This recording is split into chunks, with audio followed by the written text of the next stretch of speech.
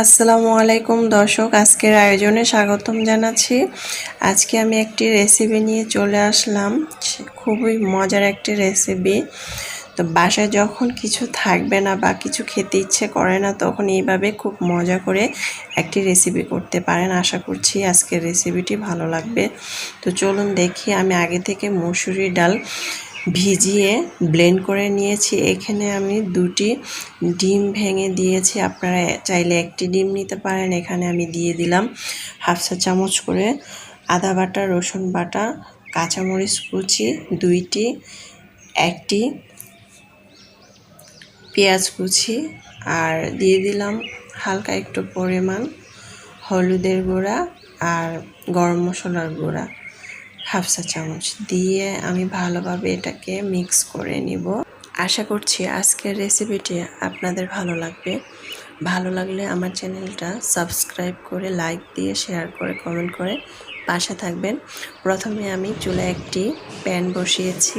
2 table চামচের মতো regular রান্নার তেল দিয়ে চুলার আঁচটাকে মিডিয়াম সাইজ করে এটাকে গরম করে নিয়েছি। তারপরে আমি মিশ্রণটা দিয়ে ঢাকনা দিয়ে ঢেকে রেখে দিলাম প্রায় 3 মিনিটের মতো।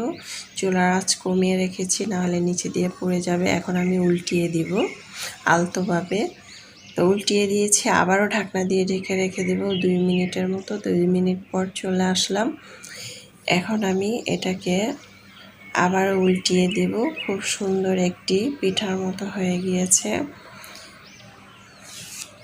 এখন আমি এটাকে উঠিয়ে নেব, ঠান্ডা করতে রেখে দিব। তারপরে আমি ওই প্যানটার মধ্যেই 3 টেবিল চামচ রান্নার তেল দিয়ে আস্ত জিরা দিয়ে দিলাম। তারপরে আলুগুলো এভাবে কেটে নিয়েছি, একটি আলু এভাবে টুকরো করে কেটে নিয়েছি। এখানে হাফ চা চামচ লবণ আর একটু পরিমাণ হলুদের গুঁড়া দিয়ে আমি আলুটাকে ভেজে নেব।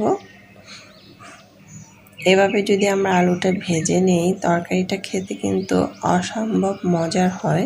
আমরা কিন্তু মাঝে মধ্যে ডাল আর ডিম দিয়ে তরকারিটা করে ফেলতে পারি ঝটপট।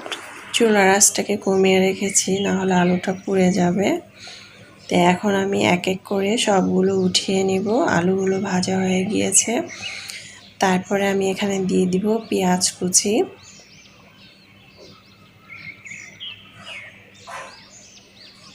একটু নেড়ে চেড়ে এখানে আমি দিয়ে দিব একটি তেজপাতা ছিঁড়ে দিয়ে দিব। তারপর আমি এখানে 3টি এলাচ, 2 টুকরো গরম মশলা দিয়ে নেড়ে চেড়ে ভেজে নেব। তারপরে এখানে আমি আদা, রসুন, টমেটো, কাঁচামরিচ ব্লেন্ড করে নিয়েছি, সেটাকে দিয়ে দিলাম। দিয়ে আমি এটাকে কষিয়ে নেব প্রায় 5 মিনিট। তারপরে একটি শুকনো মরিচও দিয়ে দিলাম। এ পর্যায়ে আমি চুলার আঁচটাকে বাড়িয়ে দিয়েছি। এখন আমি অনবরত নেড়ে চেড়ে দিব। তারপর আমি এখানে হলুদের গুঁড়া হাফ চা চামচ, মরিচের গুঁড়া 1 টেবিল চামচ, ধনিয়ার গুঁড়া হাফ চা চামচ, জিরার গুঁড়া 1 টেবিল চামচ। তারপরে এখানে আমি দিয়ে দিব লবণ স্বাদ মতো, একটু পরিমাণ চিনি দিয়ে দিব। দিয়ে আমি এটাকে নেড়ে চেড়ে মিক্স করে নেব। মিক্স করে আমি চুলার আঁচটাকে এ পর্যায়ে কমিয়ে দিয়েছি। তারপরে আমি মশলাটাকে কষিয়ে নেব। প্রায় 2-3 মিনিটের মতো কষাবো। মশলাটা যত কষাবেন খেতে ততই ভালো লাগবে তরকারিটা। তারপরে একটু পরিমাণ পানি দিয়ে দিলাম। দিয়ে আবারও আমি মশলাটাকে কষিয়ে নেব। এ পর্যায়ে আমি চুলার আঁচটাকে বাড়িয়ে দিয়েছি। তারপর আমি এখানে দিয়ে দিব আলুটাকে ভেজে রেখেছিলাম, সেই আলুটা দিয়ে দিলাম। আলুটা দিয়ে নেড়ে চেড়ে আমি ঢাকনা দিয়ে ঢেকে রেখে দিব প্রায় 2-3 মিনিটের জন্য। তো চলে আসলাম 3 মিনিট পর। আমার কিন্তু এটা কষানো হয়ে গিয়েছে। এখন আমি পানি দিয়ে দিব, ফুটন্ত গরম পানি। এটার মধ্যে ফুটন্ত গরম পানিটা দেওয়ার চেষ্টা করবেন। আলুটা তাহলে খুব সুন্দর নরম তুলতুলে, খেতেও ভালো লাগবে। ঢাকনা দিয়ে ঢেকে রেখে দিব 5 মিনিটের জন্য। তারপর আমি এইটাকে কেটে নিব ছুরির সাহায্যে।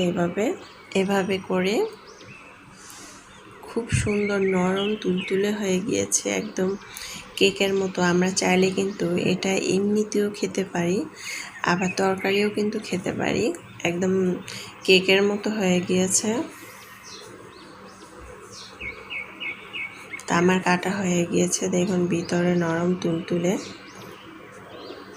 এখন আমি তরকারির মধ্যে দিয়ে দিব, এটা দিয়ে নেড়েচেড়ে মিক্স করে দিব। অসম্ভব মজার এই তরকারিটা, একদম মাংসকে হার মানাবে, এতটা টেস্ট হয়। খুবই অসাধারণ একটি রেসিপি।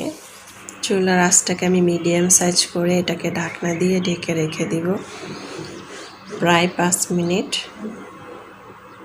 5 মিনিট পর চলে আসলাম, আমার তরকারিটা কিন্তু হয়ে গিয়েছে। এখন আমি উপর থেকে গরম মশলার গুঁড়া দিয়ে দিব 1/2 টেবিল চামচ। দেখুন এটা ফুলে নরম তুলতুলে হয়ে গিয়েছে, খেতে কিন্তু অসাধারণ লাগে। আমার প্রসেসটা ফলো করে বাসায় ঝটপট তৈরি করে ফেলবেন। আল্লাহ হাফেজ।